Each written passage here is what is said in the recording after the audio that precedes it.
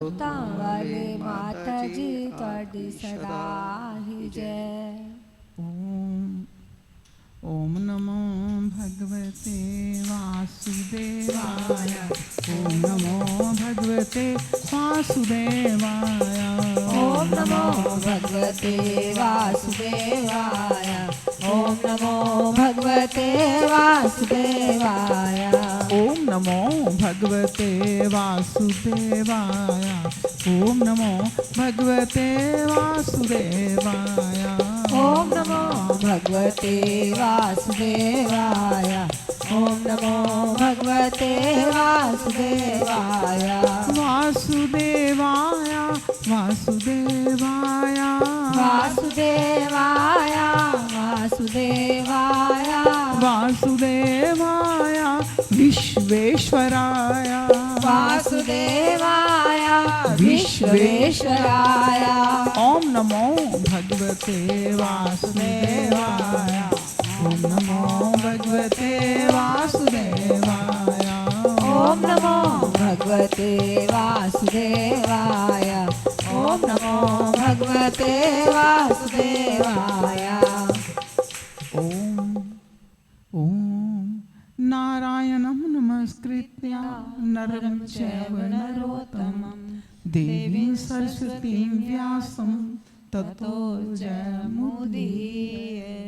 सच्चिदानन्दरूपाय विश्वोत्पत्त्यादिहेतवे। सच्चिदानन्दरूपाय विश्वोत्पत्त्यादिहेतवे। तापत्रय विनाशाय श्री कृष्णाय वयं नमः। ओम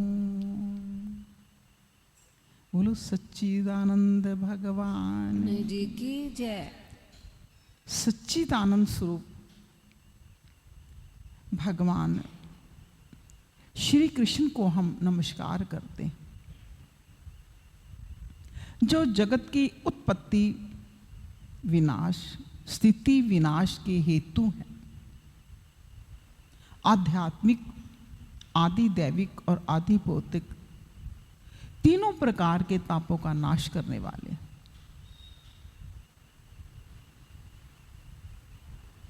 जिस समय श्री सुखदेव जी का यज्ञोपवीत संस्कार भी नहीं हुआ था और लौकिक वैदिक कर्मों के अनुष्ठान का अवसर भी नहीं आया था, तब उन्हें अकेले ही संन्यास लेने के लिए घर से जाते देखकर उनके पिता व्यास जी विरह से कातर हो गए और पुकारने लगे, बेटा बेटा तुम कहाँ जा रहे हो? उस समय वृक्षों ने तन्मय होने के कारण श्री सुखदेव जी की ओर से उत्तर दिया था। ऐसे सर्वभूत हृदय स्वरूप श्री सुखदेव मुनि को मैं बारंबार नमस्कार करता हूं।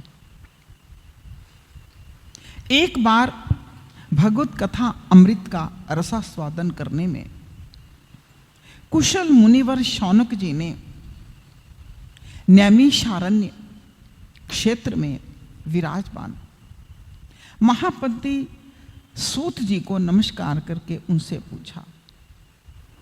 शौनक जी बोले, सूत जी आपका ज्ञान अज्ञान अंधकार को नष्ट करने के लिए करोड़ों सूर्य के समान है। आप हमारे कानों के लिए रसायन हो, क्योंकि आप अमृत स्वरूप सार गर्भित कथा गई है। भक्ति और ज्ञान और वैराग्य से प्राप्त होने वाले महान विवेक की वृद्धि किस प्रकार होती है? वैष्णव लोग किस तरह इस माया मोह से अपना पीछा छुड़ाते हैं? इस घोर कली युग में जीव प्राय आसुरी स्वभाव के हो गए हैं। अनेक प्रकार के कलेशों से आक्रांत इन जीवों को दैवी शक्ति संपन्न शुद्ध बनाने का सर्वश्रेष्ठ उपाय क्या है? सोचिए, आप हमें कोई ऐसा शाश्वत साधन बताइए जो सबसे अधिक कल्याणकारी हो और पवित्र करने वाला हो, जो भगवान की प्राप्ति करा दे। चिंतामणि केवल लौकिक सुख दे सकती है, कल्प वृक्ष अधिक से अधिक स्वर्गीय संपत्ति दे सकता है, परंतु जब गुरुदेव प्रसन्न होते हैं तो वो भगवान का योगी दुर्लभ नित्य वैकुंठ धाम दे देते हैं। सूची ने कहा, शौनक जी, तुम्हारे हृदय में भगवान का बहुत प्रेम है, इसलिए मैं विचार कर तुम्हें संपूर्ण सिद्धांतों का निष्कर्ष सुनाता हूं, जो जन्म मृत्यु के भय का नाश कर देता है,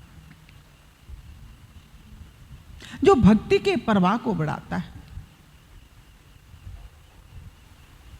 भगवान श्री कृष्ण की प्रसन्नता का प्रधान कारण है। मैं तुम्हें वो साधन बतलाता हूं, उसे सावधान होकर सुनो। श्री सुखदेव जी ने कलयुग में जीवों के काल रूपी सर्प के मुख का ग्रास होने के त्रास का आत्यांतिक नाश करने के लिए श्रीमद् भागवत शास्त्र का प्रवचन किया है। उनकी मन की शुद्धि के लिए इससे बढ़कर और कोई साधन नहीं है। जब मनुष्य के जन्म जन्मांतर के पुण्य उदय होते हैं, तभी उसे इस भागवत शास्त्र की प्राप्ति होती है। जब सुखदेव जी राजा परीक्षित को यह कथा सुनाने के लिए सभा में विराजमान हुए, तब देवता लोग उनके पास अमृत का कलश लेकर आ गए। देवता अपना काम बनाने में बड़े कुशल होते हैं, अतः यहां भी सबने सुखदेव मुनि को नमस्कार करके कहा। देवता बोले, आप ये अमृत लेकर बदले में हमें कथा का अमृत का दान करो, कथा अमृत का दान करो। इस प्रकार परस्पर अदला बदली हो जाने पर राजा परीक्षित अमृत का पान करें और हम सब श्रीमद् भागवत रूपी अमृत का पान करेंगे। इस संसार में कहां कांच और कहां महामूल्य मणि, कहां सुधा और कहां ये कथा। श्री सुखदेव जी ने यह सोचकर उस समय देवताओं की हंसी उड़ा दी। उन्हें भक्ति शून्य कथा का अनधिकारी जानकर कथा अमृत का दान नहीं किया। इस प्रकार ये श्रीमद् भागवत की कथा देवताओं को भी बड़ी दुर्लभ है। पूर्व काल में श्रीमद् भागवत के श्रवण से ही राजा परीक्षित की मुक्ति देखकर ब्रह्मा जी को बड़ा आश्चर्य हुआ था। उन्होंने सत्यलोक में तराजू बांधकर सब साधनों को तौला। अन्य सभी साधन तौल में हल्के पड़ गए और अपने महत्व के कारण भागवत ही सबसे भारी रहा। यह देखकर सभी ऋषियों को बड़ा विस्मय हुआ। उन्होंने कलयुग में इस भगवत रूपी भागवत शास्त्र को ही पढ़ने सुनने से तत्काल मोक्ष देने वाला निश्चय किया। सप्ताह विधि से श्रवण करने पर यह निश्चय भक्ति प्रदान करता है। पूर्व काल में इसे दयापरायण सनकादिक सनकादिक ने देवर्षि नारद को सुनाया था। यद्यपि देवर्षि ने पहले ब्रह्मा जी के मुख से इसे श्रवण कर लिया था, तथापि सप्ताह श्रवण की विधि उन्हें सनकादिकों ने ही बताई थी। शौनक जी से ने पूछा, सांसारिक प्रपंच से मुक्त एवं विचरणशील नारद जी का सनकादि के साथ किस समय संयोग हुआ था और विधि विधान के श्रवण में उनकी प्रीति कैसे हुई? सूत जी ने कहा, अब मैं तुम्हें वो भक्तिपूर्ण कथा सुनाता हूं जो शुकदेव जी ने मुझे अपना अनन्य शिष्य जानकर एकांत में सुनाया था। एक दिन विशालापुरी में वो चारों निर्मल ऋषि सत्संग के लिए आए। वहां उन्होंने नारद जी को देखा। सनकादिक ने पूछा, ब्राह्मण आपका मुख उदास क्यों हो रहा है? आप इतने चिंतातुर कैसे हैं और इतनी जल्दी जल्दी आप कहां जा रहे हैं? आपका आगमन कहां से हो रहा है? इस समय तो आप उस पुरुष के समान व्याकुल जान पड़ते हैं जिसका सारा धन लुट गया हो। आप जैसे आसक्ति रहित पुरुषों के लिए यह उचित नहीं है। इसका कारण बताइए। नारद जी ने कहा, मैं सर्वोत्तम लोक समझकर, क्योंकि इस लोक में आने के लिए देवता भी तरसते, इस पृथ्वी पर आया था। यहां पुष्कर, प्रयाग, काशी, गोदावरी, हरिद्वार, कुरुक्षेत्र, श्रीरंग और सेतुबंध आदि कई तीर्थों में मैं इधर उधर विचरता रहा, किंतु मुझे कहीं भी मन को संतोष देने वाली शांति नहीं मिली। इस समय अधर्म के सहायक कलयुग ने सारी पृथ्वी को पीड़ित कर रखा है। अब यहां सत्य, तप, शौच, बाहर भीतर की पवित्रता, दया, दान आदि कुछ भी नहीं है। बेचारे जीव केवल अपना पेट पालने में लगे हुए हैं और असत्य भाषी हैं, आलसी हैं, मंद बुद्धि हैं, भाग्यहीन हैं, उपद्रवग्रस्त हो गए। जो साधु संत कहे जाते हैं वो पूरे पाखंडी हो गए हैं। देखने में तो विरक्त हैं, किंतु स्त्री धन आदि सभी का परिग्रह करते हैं और गृहस्थियों में स्त्रियों का राज्य हो गया है। साले सलाहकार बने हुए हैं। लोभ के कारण कन्या का विक्रय करते हैं। स्त्री पुरुषों में कलह मचा रहता है। महात्माओं के आश्रम, तीर्थ, नदियों पर विधर्मियों का अधिकार हो गया है। उन दुष्टों ने बहुत से देवालय भी नष्ट कर दिए हैं। इस समय यहां ना कोई योगी है, ना सिद्ध है, ना ज्ञानी है, ना सत्कर्म करने वाला ही है। सारे साधन इस समय कली रूपी दावानल से जलकर भस्म हो गए। इस कलयुग में सभी देशवासी बाजारों में अन्न बेचने लगे।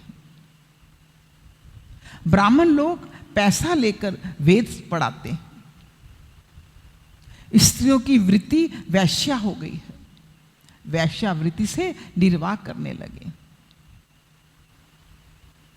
इस तरह कलयुग के दोष देखता और पृथ्वी पर विचरता हुआ मैं यमुना जी के तट पर पहुंचा, जहां भगवान श्री कृष्ण की अनेकों लीलाएं हो चुकी हैं। हे मुनिवरों सुनिए, यहां मैंने एक बड़ा आश्चर्य देखा। वहां एक युवती स्त्री खिन्न मन से बैठी थी। उसके पास दो वृद्ध पुरुष अचेत अवस्था में पड़े, जोर जोर से सांस ले रहे हैं। वे तरुणी उनकी सेवा करती हुई कभी उन्हें चेत कराने का प्रयत्न करती, होश में लाने का प्रयत्न करती, कभी उनके आगे रोने लगती। वो अपने शरीर के रक्षक परमात्मा को, वो अपने शरीर के रक्षक परमात्मा को दशों दिशाओं में देख रही थी। उसके चारों ओर सैकड़ों स्त्रियों से पंखा झल रही थी और बार बार समझाती जाती थी। दूर से वो सब चरित देखकर कौतूहलवश उसके पास चला गया। मुझे देखकर वो युवती खड़ी हो गई और बड़ी व्याकुल होकर कहने लगी। युवती ने कहा, अजी महात्मा जी, आप क्षण भर के लिए ठहर जाइए, मेरी चिंता को भी नष्ट कर दीजिए। आपका दर्शन तो संसार के सभी पापों को सर्वथा नष्ट कर देने वाला है। आपके वचनों से मेरे दुख की भी बहुत कुछ शांति हो जाएगी। मनुष्य का जब बड़ा भाग्य होता है तभी आपके दर्शन हुआ करते हैं। नारद जी कहते हैं, तब मैंने उस स्त्री से पूछा, देवी तुम कौन हो? ये दोनों पुरुष तुम्हारे क्या होते हैं? तुम्हारे पास ये कमल नयनी देवियां कौन हैं? तुम हमें विस्तार से अपने दुख का कारण बताओ। युवती ने कहा, मेरा नाम है भगति। ये ज्ञान और वैराग्य नामक मेरे पुत्र हैं। समय के फेर से ही ऐसे जर्जर हो गए हैं। ये देवियां गंगा जी आदि नदियां हैं। ये सब मेरी सेवा करने के लिए आए। इस प्रकार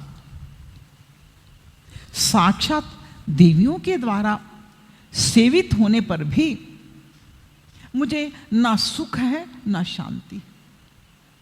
हे तपोधन, अब ध्यान देकर मेरा वृतांत सुनिए। मेरी कथा वैसे तो प्रसिद्ध है, फिर भी उसे सुनकर आप मुझे शांति प्रदान करें। मैं द्रविड़ देश में उत्पन्न हुई, कर्नाटक में बड़ी हुई, कहीं कहीं महाराष्ट्र में सम्मानित हुई, किंतु गुजरात में मुझको बुढ़ापे ने घेर लिया। यहां घोर कलयुग के प्रभाव से पाखंडियों ने मुझे अंग भंग कर दिया। चिरकाल तक ये अवस्था रहने के कारण मैं अपने पुत्रों के साथ दुर्बल और निस्तेज हो गई। अब जब से मैं वृंदावन आई, तब से पुनः परम सुंदरी स्वरूपवती नवयुवती हो गई। किंतु सामने पड़े हुए ये दोनों मेरे पुत्र थके मांदे दुखी हो रहे हैं। अब मैं इस स्थान को छोड़कर अन्यत्र जाना चाहती हूं, क्योंकि ये दोनों बूढ़े हो गए हैं। इस दुख के कारण मैं दुखी हूं। मैं तरुणी क्यों? ये दोनों मेरे पुत्र बूढ़े क्यों? हम तीनों साथ साथ रहने वाले हैं, फिर ये विपरीतता क्यों? होना तो ये चाहिए कि माता बूढ़ी हो और पुत्र तरुण। इसी से मैं आश्चर्यचकित चित्त से अपनी इस अवस्था पर शोक करती रहती हूं। आप परम बुद्धिमान एवं योग निधि हैं, इसका क्या कारण हो सकता है? अगर आप जानते हो तो बताइए। नारद जी ने कहा, साध्वी, मैं अपने हृदय में ज्ञान दृष्टि से तुम्हारे संपूर्ण दुख का कारण देखता हूं। तुम्हें विषाद नहीं करना चाहिए। श्री हरि तुम्हारा कल्याण करेंगे। सूत जी कहते हैं, मुनिवर नारद जी ने एक क्षण में ही उसका कारण जान करके कहा। नारद जी ने कहा, देवी सावधान होकर सुनो, इस समय दारुण कलयुग है।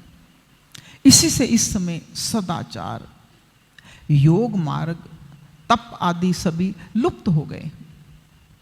लोग शठता और दुष्कर्म में लगकर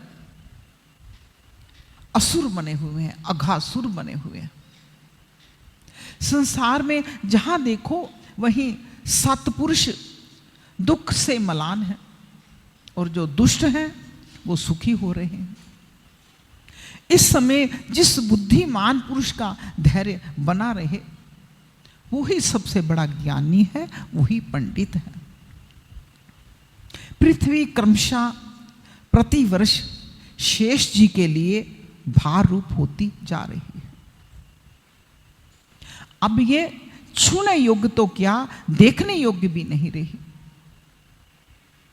ना इसमें कहीं मंगल ही दिखाई देता है। और अब किसी को पुत्रों के साथ तुम्हारा दर्शन भी नहीं होता। विषय अनुराग के कारण अंधे बने हुए जीवों से उपेक्षित होकर तुम जर्जर हो रही थी।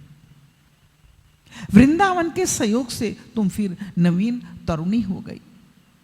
अतः ये वृंदावन धाम धन्य है, जहां भक्ति सर्वत्र नृत्य कर रही है। परंतु तुम्हारे इन दोनों पुत्रों का यहां कोई ग्राहक नहीं है, इसलिए इनका बुढ़ापा नहीं छूट रहा है। यहां इनको कुछ आत्म सुख, भगवत स्पर्श जनित आनंद की प्राप्ति होने के कारण ये सोते सोते से जान पड़ते। भक्ति ने कहा, राजा परीक्षित ने इस पापी को कलयुग में क्यों रहने दिया? इसके आते ही सब वस्तुओं का सार चला गया, ना जाने कहां चला गया। करुणा में श्री हरि ने से अधर्म कैसे देखा जाता है? मुने ये मेरा संदेह दूर कीजिए, क्योंकि आपके वचनों से मुझे शांति मिली है। नारद जी ने कहा, बाले, यदि तुमने पूछा है तो प्रेम से सुनो। कल्याणी, मैं तुम्हें सब बताऊंगा। अब तुम्हारा दुख दूर हो जाएगा। जिस दिन भगवान श्री कृष्ण इस भूलोक को छोड़कर अपने परम धाम को पधारे, उसी दिन से यहां संपूर्ण साधनों में बाधा डालने वाला कलयुग आ गया। दिग्विजयी के समय राजा परीक्षित की दृष्टि पड़ने पर कलयुग दीन के समान उनकी शरण में आया। भ्रमर के समान सारग्राही राजा ने यह निश्चय किया कि इसका वध मुझे नहीं करना चाहिए। क्यों? क्योंकि जो फल तपस्या, योग एवं समाधि से भी नहीं मिलता, कलयुग में वही फल श्री हरि कीर्तन से भली भांति मिल जाता है। ओम नमो भगवते वासुदेवाय। ओम नमो भगवते वासुदेवाय। ओम नमो भगवते वासुदेवाय।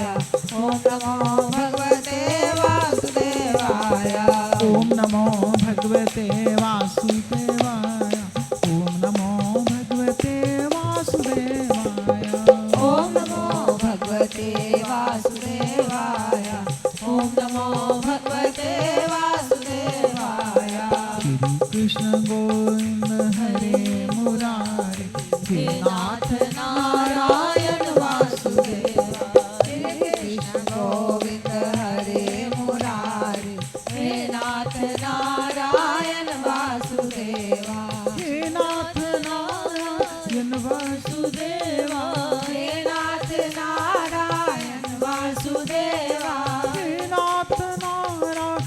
वासुदेवा, हे नाथ नारायण वासुदेवा, कृष्ण गोविंद हरे मुरारे, हे नाथ नारायण वासुदेवा, श्री कृष्ण गोविंद हरे मुरारी, हे नाथ नारायण वासुदेवा, श्री कृष्ण गोविंद हरे मुरारे, हे नाथ नारायण वासुदेवा, श्री कृष्ण गोविंद हरे मुरारी, हे नाथ नारायण वासुदेवा।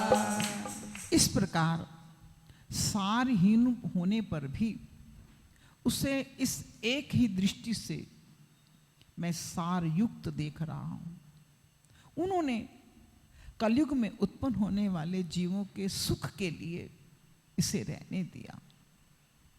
इस समय लोगों के कुकर्म में प्रवृत्त होने के कारण सभी वस्तुओं का सार निकल गया। पृथ्वी के सारे पदार्थ बीजहीन भूसी के समान हो गए हैं। ब्राह्मण केवल अन्न धन आदि के लोभवश घर घर एवं जन जन को भागवत की कथा सुनाने लगे। इसीलिए कथा का सार चला गया। तीर्थों में नाना प्रकार के अत्यंत घोर कर्म करने वाले नास्तिक नारकी पुरुष भी रहने लगे। इसलिए तीर्थों का प्रभाव भी जाता रहा। जिनका चित्त निरंतर काम, क्रोध, महान लोभ और तृष्णा से तपता रहता है, वे भी तपस्या का केवल ढोंग करने लगे। इसलिए तप का सार भी निकल गया। मन पर काबू ना होने के कारण लोभ, दंभ, पाखंड का आश्रय लेने के कारण शास्त्र का अभ्यास ना करने से ध्यान योग का फल भी मिट गया। पंडितों की दशा ऐसी है कि अपनी स्त्रियों के साथ भैंसों की तरह रमन करते हैं। उनमें संतान पैदा करने की कुशलता पाई जाती है। मुक्ति साधन में वो सर्वथा अकुशल हैं और संप्रदाय अनुसार प्राप्त हुई वैष्णवता भी कहीं देखने में नहीं आती। इस प्रकार जगह जगह सभी वस्तुओं का सार लुप्त हो गया। ये तो इस युग का स्वभाव ही है, इसमें किसी का दोष नहीं। इसी से पुंडरीकाक्ष भगवान बहुत समीप रहते हुए भी ये सब सह रहे हैं। सूत जी कहते हैं, शौनक जी, इस प्रकार देवर्षि नारद के वचन सुनकर भक्ति को बड़ा आश्चर्य हुआ। फिर उसने जो कुछ कहा उसे सुनिए। भक्ति ने कहा, देवर्षे आप धन्य हैं। मेरा बड़ा सौभाग्य था जो आपका समागम हुआ। संसार में साधुओं का दर्शन ही समस्त सिद्धियों का परम कारण है। आप केवल एक बार उपदेश धारण करके कयाधु कुमार प्रहलाद ने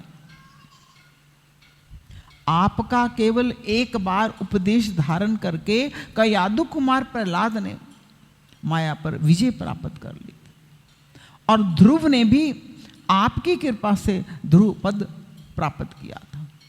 आप सर्व मंगल में और साक्षात श्री ब्रह्मा जी के पुत्र हैं, इसलिए मैं आपको बार बार नमस्कार करती। नारद जी कहते हैं, अब मैं भक्ति, ज्ञान और वैराग्य को स्थापित करने के लिए प्रयत्न पूर्वक श्री सुखदेव जी के कहे हुए भागवत शास्त्र की कथा द्वारा उज्जवल ज्ञान यज्ञ करूंगा। ये यज्ञ मुझे कहाँ करना चाहिए?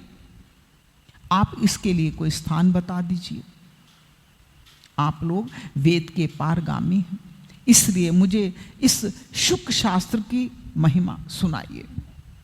ये भी बताइए कि श्रीमद् भागवत की कथा कितने दिनों में सुननी चाहिए और उसके सुनने की विधि क्या है।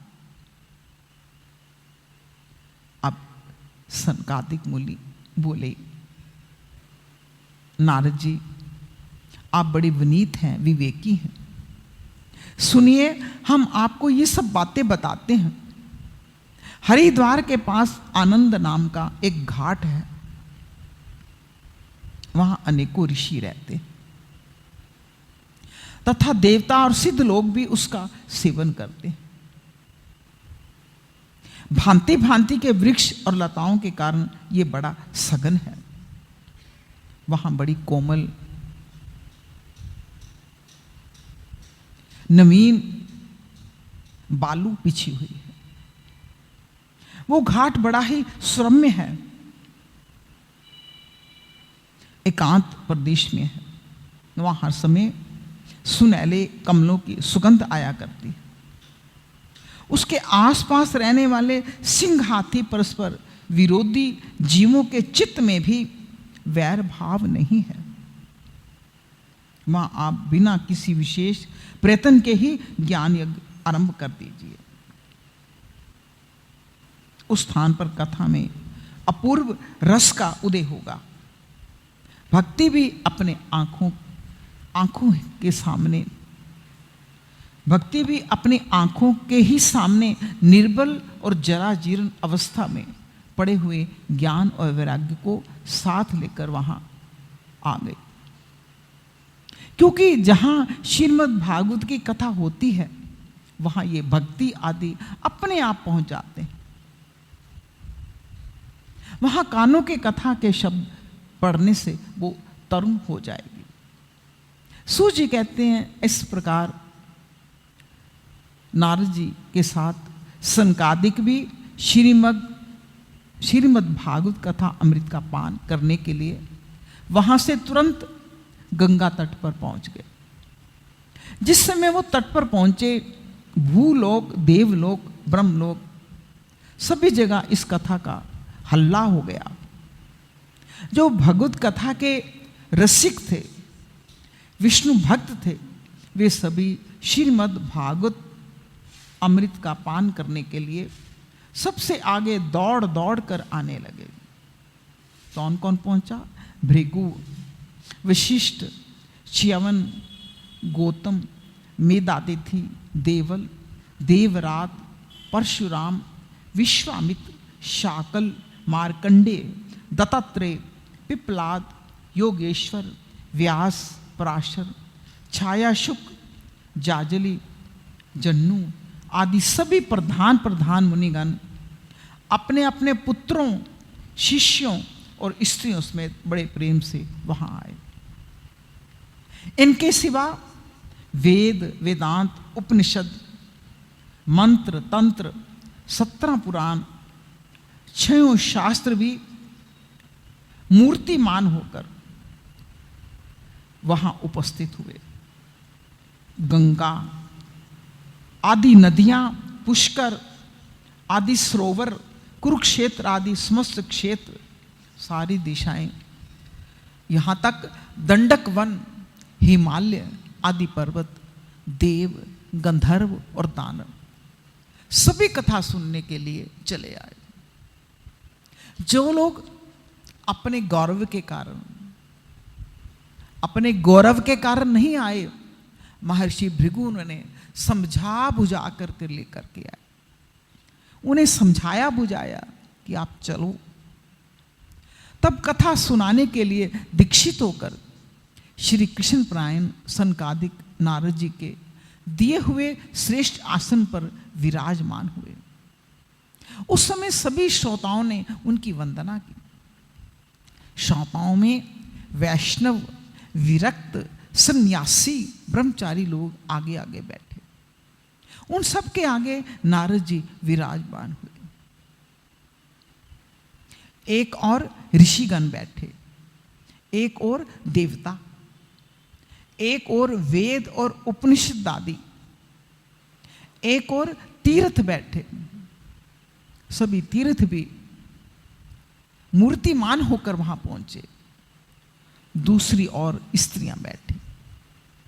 उस समय सब और जय जयकार, नमस्कार, शंखों का शब्द होने लगा। अबीर, गुलाल, खील एवं फूलों की खूब वर्षा होने लगी।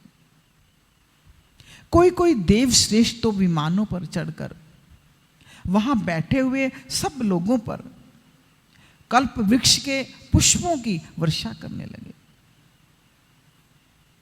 सूत जी कहते हैं, इस प्रकार पूजा समाप्त होने पर सब लोग एकाग्रचित्त हो गए।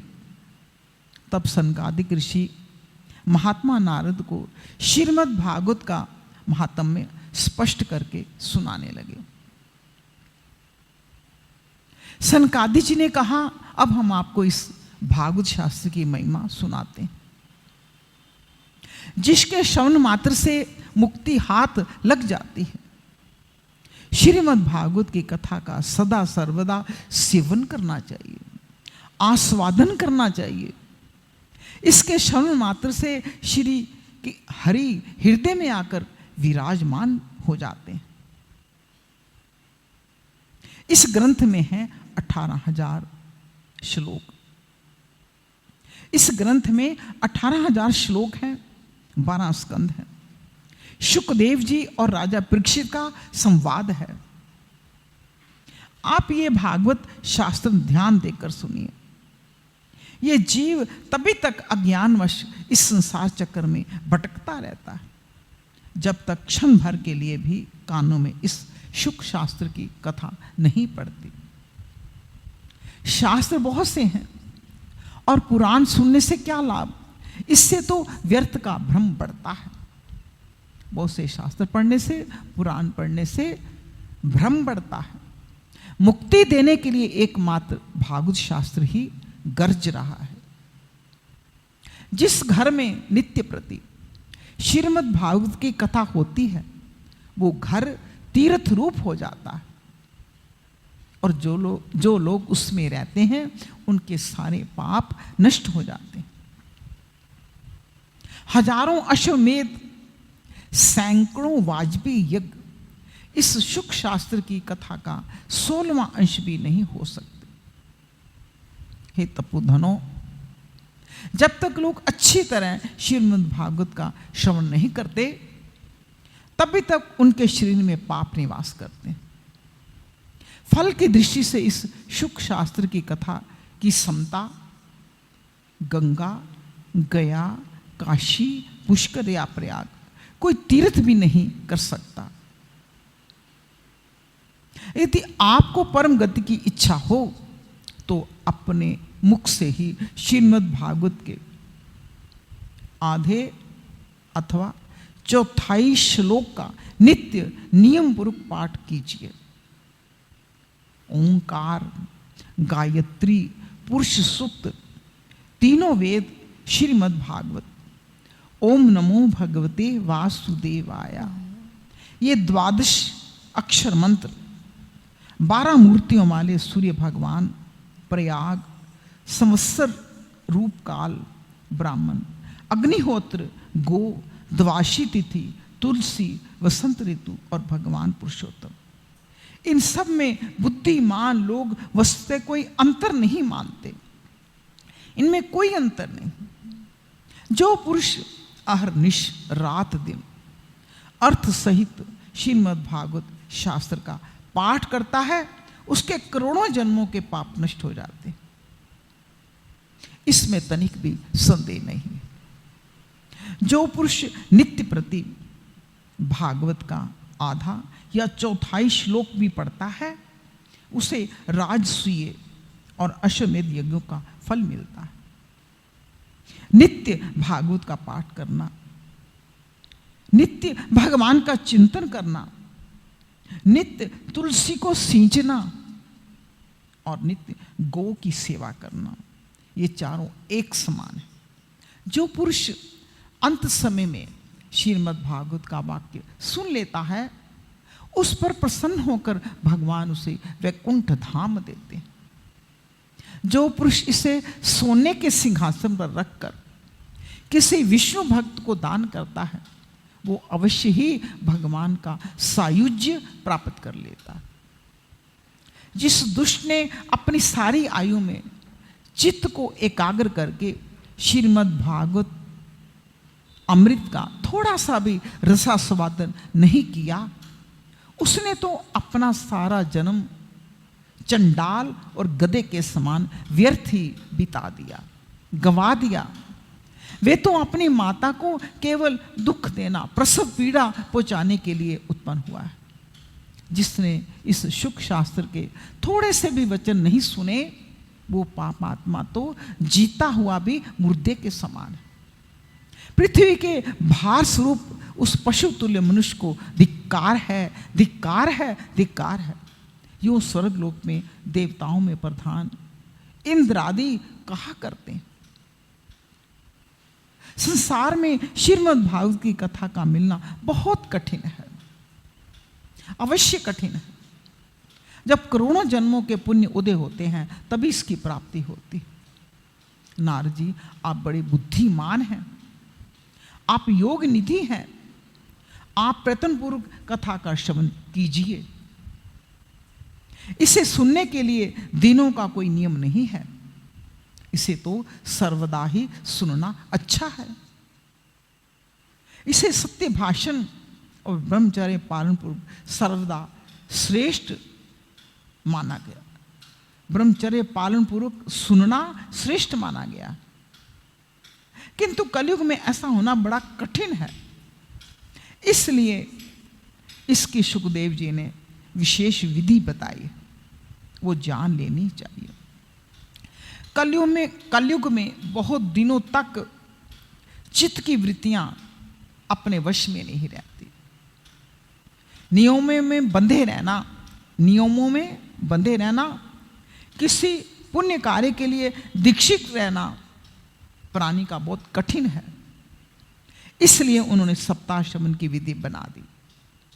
श्रद्धापूर्वक कभी भी श्रवण करने अथवा माघ मास में श्रवण करने से जो फल होता है वही फल श्री सुखदेव जी ने सप्ताह श्रवण में निर्धारित किया है।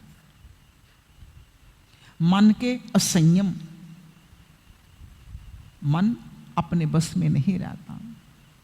रोगों की बहुलता है, आयु अल्प आयु है, थोड़ी आयु है। इस कारण कलयुग में अनेकों दोषों की संभावना से ही सप्ताह श्रवण का विधान किया गया है। जो फल तप, योग और समाधि से भी प्राप्त नहीं हो सकता, वो सर्वांग रूप से सप्ताह श्रवण से सहज में मिल जाता है। सप्ताह श्रवण यज्ञ से भी बढ़कर है, व्रत से भी बढ़कर है, तप से भी बढ़कर है, तीर्थ सेवन से तो सदा ही बड़ा है, योग से बढ़कर है, यहां तक कि ध्यान और ज्ञान से भी बढ़कर। इसकी विशेषता कहां तक वर्णन करें, वो तो सभी से बढ़ चढ़कर है। अब शौनक जी ने पूछा, सूत जी, ये तो आपने बड़े आश्चर्य की बात कही है। अवश्य ही ये भागवत पुराण योग वेता ब्रह्मा जी के भी आदि कारण श्री नारायण का निरूपण करता है, परंतु ये मोक्ष की प्राप्ति में ज्ञान आदि सभी साधनों का तिरस्कार करके इस युग में उनसे भी कैसे बढ़ गया। सूत जी कहते हैं, शौनक जी, जब भगवान श्री कृष्ण इस धराधाम को छोड़कर अपने नित्य धाम को जाने लगे, तब उनके मुखारविंद से एकादश स्कंद का ज्ञान उपदेश सुनकर भी उद्धव ने पूछा। उद्धव जी बोले, हे गोविंद, अब आप तो अपने भक्तों का कार्य करके अपने धाम को पधार रहे हैं, किंतु मेरे मन में एक बड़ी चिंता है, उसे सुनकर आप मुझे शांत कीजिए। अब घोर कलयुग आया है, आया ही समझिए, इसलिए संसार में फिर अनेकों दुष्ट प्रकट हो जाएंगे। उनके संसर्ग से अब अनेकों सत्पुरुष भी उग्र प्रकृति के हो जाएंगे। उनके भार से दबकर ये गौ रूपनी पृथ्वी किसकी शरण में जाएगी। कमल नयन, मुझे तो आपको छोड़कर इसकी रक्षा करने वाला कोई नहीं दिखाई देता। इसीलिए भक्तवत्सल आप साधुओं पर कृपा करके यहां से मत जाइए, मत जाइए। भगवान आपके निराकार चिन्ह मात्र होकर भी भक्तों के लिए ही तो ये सगुण रूप आपने धारण किया है। फिर भला इसका वियोग कौन सहेगा? आपका वियोग होने पर भक्तजन इस पृथ्वी पर कैसे रह सकेंगे? निर्गुणों उपासना तो बड़ी कष्टदायक है। निर्गुण की उपासना कष्टदायक है, इसलिए कुछ और विचार कीजिए। प्रभास क्षेत्र में उद्धव जी के वचन सुनकर भगवान सोचने लगे कि भक्तों के अवलंब के लिए मुझे क्या व्यवस्था करनी चाहिए। शौनक जी, तब भगवान ने अपनी सारी शक्ति भागवत में रख दी। बोलो श्रीमद् भागवत महापुराण की जय। बोलो श्री कृष्ण चंद्र भगवान की जय। बोलो भक्त वत्सल भगवान जी की जय। वो अंतर्ध्यान होकर इस भागवत समुद्र में प्रवेश कर गए। इसलिए भगवान की साक्षात शब्दमयी मूर्ति है।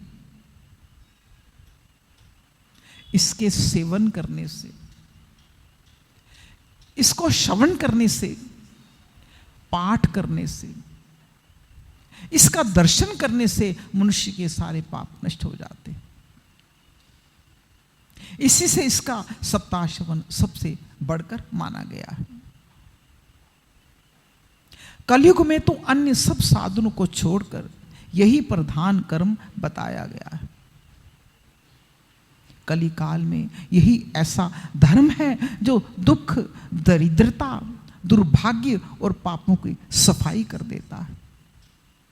काम क्रोध आदि शत्रुओं पर विजय दिलाता है।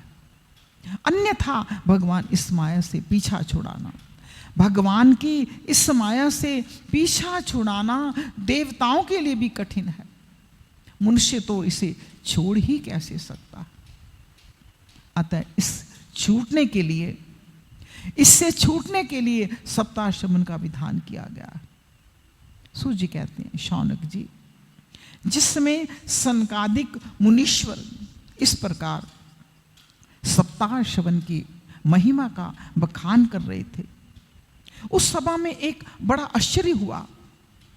उसे मैं तुम्हें बतलाता हूं, सुनो। वहां तरुण अवस्था को प्राप्त हुए अपने दोनों पुत्रों के साथ लिए विशुद्ध प्रेम